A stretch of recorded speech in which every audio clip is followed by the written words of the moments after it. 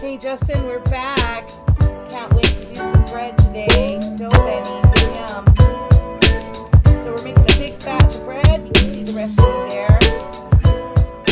And first we're going to start with some water. And what kind of water, Justin? Warm water. Yeah. We want to get our yeast activating. So we're going to use warm water. We're going to use some sugar and mix in our yeast with those two things. Yeast will eat the sugar, so that's going to help it grow. While Justin is pouring in the water and now onto the yeast, I am getting 12.5 cups of flour ready. Just measuring those out a cup at a time. Justin's going to measure out our yeast right away here. And I think he forgot which spoon he's supposed to use. Now we're started. So, still measuring that flour, 12.5 cups. Never thought it would take so long to measure out 12.5 cups.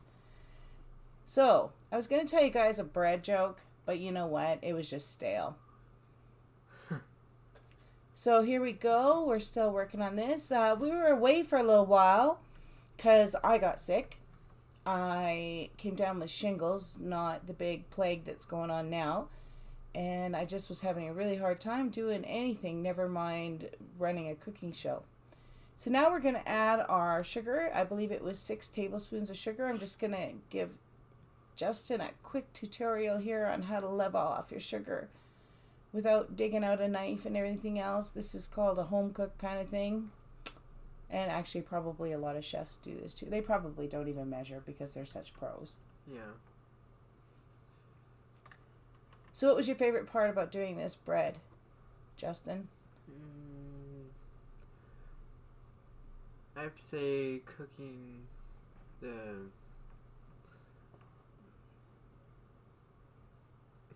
on the pan. Cool. Okay, so we have our yeast, we have our sugar, we have our warm water. Now we have to let this rise. So we're going to set it aside for, I set my timer for 5, but it actually took 10. It was a little cool in our house.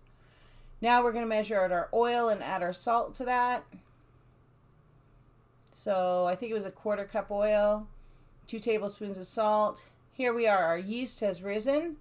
It's about double the size. You want to keep that salt away from your yeast for while it's rising up, because otherwise it can kill your yeast. And we're just making sure that we get all the salt. We don't want our bread to be too sweet.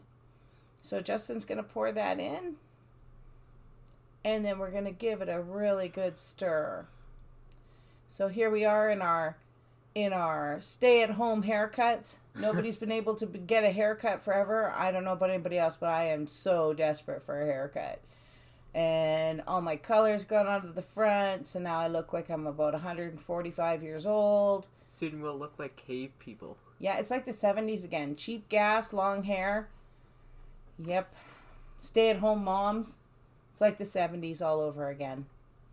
So here we are. We're giving it a good stir, and we're going to add about 3/4 of our flour in. You don't want to add it all. Flour absorbs moisture from the air, so you're never 100% sure how humid your flour is. So unless you're doing a cake or something, you don't, what I should say is during bread, you just kind of add it, mix it, and with this bigger recipe, though, I know that you're going to add at least 3/4 of it. So here's Justin stirring it up. Yeah. And what did we do next here, Justin?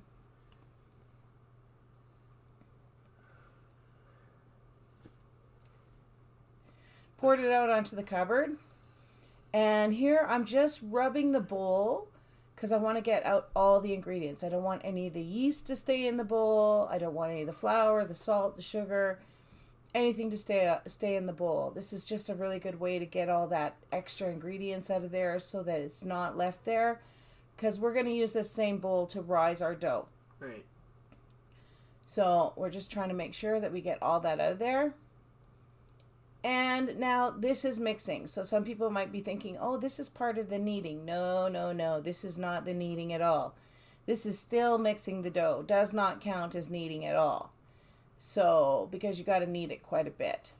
So the technique I'm using is called a monkey face push.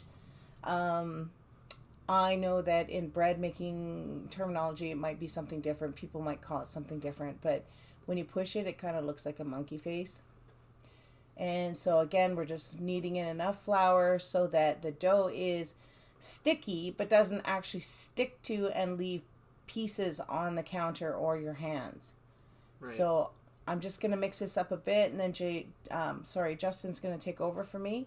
Here, I'm just using the same rub technique to make sure that all my ingredients get blended into my bread dough. So, hey, Justin, I got a joke for you. What? How do you make an egg roll? I don't know. You push it. Okay, that wasn't that funny, but it was kind of funny. So, we'll have to blame our editor for looking up these jokes. So, here we are. I think I'm just about to get Justin to start. Yes, here we go. So still mixing here. This isn't actually kneading. We're going to actually cut out very soon here.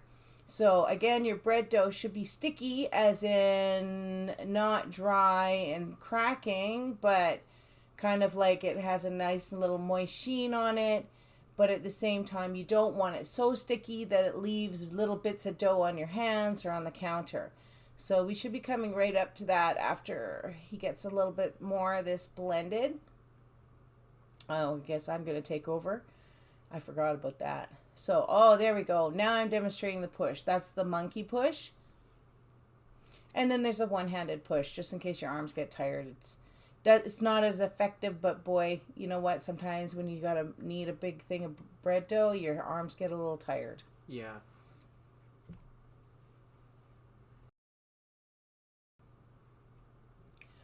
So, what's the best thing that's happened to you since this whole staying at home thing, Justin? Well, I get to hang out with my family a lot and spend time with them more. Yeah, that's kind of fun, isn't it? Okay. So I think I'm just going to scrape off the last of the ingredients on the bread dough here. And we're going to try and get this all mixed up. Still not considered kneading yet. We're still mixing the ingredients in. I actually don't think I'm adding any more flour after this point, because it's pretty much where we want it. We just have to mix in whatever's left on the counter there. And this is why we do it on the counter. Now here I'm just oiling my bowl for when I am ready to put my dough. It's after it's been kneaded, it has to rise. And so it doesn't stick to the bowl, we just throw some oil in. I did use a little bit too much. I got a little bit rambunctious there and put way too much oil in there, which doesn't really affect the bread. It's just that kind of makes it a little slippery when you take it out. Here I'm just setting my oven to 350 and to get some heat happening. It was very chilly that morning in our house. I don't know why. So now we're actually kneading. You can see all the ingredients. Well, okay, a little bit of ingredients, but now we're actually in the kneading part. Now, I don't know how anybody else does it, but I've been making bread a long time, and I knead my bread 200 times.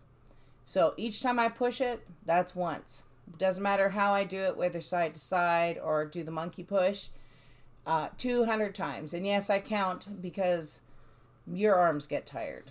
So here we go. I did 100. Justin's now doing his 100. Yeah. And I think we're done. So we're going to pop that in our bowl. Oh, no, not yet. Sorry, he's still kneading that sucker. So you want to give it enough knead so it activates the yeast and spreads the yeast all over. So we're just about done kneading it. And I'm taking a towel and I'm just wetting it with some warm water. It won't stay warm, but I am wetting it with some warm water. Because you're going to lay that over your dough and to keep your dough from drying out while it's rising. Now, your first rise on your bread takes the longest. Takes about an hour and a half. So there you see all the flour that's left over. Yeah. And we're just going to pop that towel on, and we're going to pop that on the oven where there's lots of heat coming through the oven. Like I said, it was a chilly morning. Chilly in the house anyways. I don't even know why. It was freezing cold. So I'm setting a timer for an hour and a half. Your first rise generally takes an hour and a half. So what are we doing here, Justin? We're going to get the dough out of the bowl and knead it again. Right. So this process actually, after it's risen its first time, is actually not called kneading. It's actually called punching the dough. Okay. You're just punching the air out of it. Just so we want to get the air out so that and get all like there'll be warmer spots. Get that nice warmer spots mixed throughout all the bread dough. Get that yeast happening again.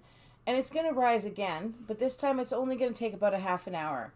Generally, on your first rise, you want it to double the size. So whatever size it started out as, it should get twice as big. Right. So here we are. We've just given it. We don't have. This is just punching down. This is not kneading. Our wet towel goes back on to keep our tops from drying up, and I'm setting the timer there for half an hour. And I'm just spraying some pans because I'm not actually 100% sure at this point how much dough I'm going to have, how many dough bennies I'm going to make, what exactly I'm going to do with all the dough. So I'm just kind of checking it out. This is called punching it down for a second time, which we did. And I'm just giving Justin about half the dough, and I'm taking half the dough. Justin, you're going to be working on what are you working on here again? Punching the dough. Yeah, and then what are you going to be making? Dough bennies. Right. So I'm just oiling the counter because we always let our dough bennies rise on the counter. So we're just putting a little bit of, that's olive oil on our counter just so that when we put the dough bennies down, when you go to pick them up, they're not stuck to the counter. Right. What I'm working on here is I'm going to make some dinner buns. I had a friend and he texted me and said, "Hey, Ange, do you know how to make buns? I can do bread, but I just have lots of trouble with buns." And of course, there's lots of them. These are more of a dinner bun size that I'm doing. So I'm just taking about 2 ounces of dough, and I'm just rolling it in a ball. And I'm just, in that pan there, I'm doing 3 in a row. And I think I did 6 rows. So basically, we get 18 buns. Yeah. Our dough bennies is about 3 ounces of dough. And as you can see, I just squashed it between my hands and kind of gave it a roll, kind of flattened it out with my fingers. You can see how flat they are. Hey? Yeah. So was this really hard to make the dough bennies? No.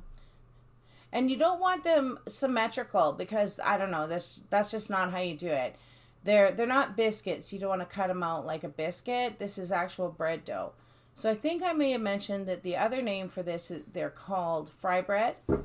And it is very delicious, and it's probably super, super, super, super, super unhealthy. But we don't care because we don't eat them every night. It's okay to treat yourself once in a while. Hey, Justin, what do you call a cow with no legs? Ground beef. Oh, you read the joke. Okay, so here I'm just I have a little bit of dough left. I did a pan of buns. We did a ton of dough bennies. And now I'm just going to make a braided loaf. And I call it a butter loaf. And it's because after it's risen, just before I put it in the oven, I pour some melted butter over it. So I'm just going to be braiding it. It really doesn't take that long. So you just cut 3 pieces as even as you can. I mean, like, it's not going to be perfect unless you've got a scale there weighing everything. And we're just going to roll it out just like playing with Play-Doh. Lots of fun playing with Play-Doh. And put them next to each other and braid them. Yeah, and then you just kind of pinch the tops together. Too bad you can't do that to your sister's hair, eh? Pinch it. And we're just going to whip off a braid. Super easy, super quick. And we're going to put that just in a bread loaf pan. Which, I can't remember if I sprayed. No, I'm going to spray it now because I totally forgot to earlier. Right. And pop it in. And then we're going to move all of our buns are already by the stove, but we're going to move our braided loaf there too. And this is just, lots of people use vegetable oils, but they're actually finding vegetable oils aren't as good for you as what they once believed. So for frying, I generally for frying dough bennies and crepes, I like to use lard. Yes, I know, so politically incorrect. So you want your lard very hot. The hotter your lard, of course, you don't want it to scorch. So we have it set to about 4. Wait for your lard to get hot so that if you drop a drop of water in there, it spits at you. And you want them sizzling because you don't want your bread to actually absorb all that oil. You want it to, like, literally your bread to kind of sit on top and just start to rise, cook inside, and brown underneath. So that looks good. Hey, Justin? Yeah. It reminds me of when we had those. They were so good. There's none left now. So here they are. They're cooking. That's a good, when you see them kind of like sizzling on the side, that's a good temperature. I usually do mine about medium, maybe a little bit less. So that dough bennie, that brown color on there is what you want your dough bennie to look like. You want it that kind of color. As you can see, I'm turning mine over. It's not ready. We're going to check the middle ones though, because the middle ones tend to get a hot spot. So that one got a tiny bit overdone, but not too bad. It's still totally edible, still tastes delicious. So that's about the color of the one. Then on the right there, that's about the color that you want them. So it's not going too bad. Get those suckers flipped. So here we are, we're on our last dough bennies. And how you know they're done? Well, that's kind of a trick with all bread. When you tap it, it sounds hollow. Try and tap a loaf of bread that's not cooked and it's kind of like, doesn't really make any noise. But when you tap bread that's done, it makes a hollow thunking sound. So here we are pouring our melted butter on my butter loaf. And it is mighty fine, let me tell ya. We're going to pop that in the oven. Bread generally takes anywhere, it depends on what you're cooking, but anywhere up to 35 to 40 minutes. Generally, 20 to 40 minutes is a good idea. Depends on your oven. So here we are. Our dough bennies are done. That's what this is called. We have, my mom made these all the time when we were kids. Another name for this is actually fry bread. And they are super delicious. They're hot. When they're hot is when they're the best with honey. So go ahead and here you go. Here you go. Try some. Here you go, guys. And Justin, let me know what you think, guys. Does it taste good? Yeah. Oh, I love these things. They're really good as a side for your supper. So again, these are called dough bennies or fried bread, whichever you like to call it. And we've done a lot of bread recipes. We did a big bread recipe so that we could have a loaf. I had a friend who asked me how to take care of buns because he was having trouble doing buns. He can do bread. And I wanted to show you the dough bennies. I guess my grandmother actually taught my mom how to do this and she made them as well. So we're gonna eat. You guys have a really good day. And take care of yourself and take care of each other. And what do you guys say? Bye. Bye. So here I am. I'm just pulling my bread out of the oven. It's nice and golden brown on the top. And what I'm going to do is I had a little bit of butter left over from my butter loaf. So I'm going to take that butter and I'm actually going to rub it all over the tops of the buns. Now the reason why we do this is I don't like my buns crusty. I like a nice soft crust, and that's going to achieve that. If you don't do anything with it, then they turn a little crustier as they're cooling. So we're going to leave this to cool in the pan, and we're good to go.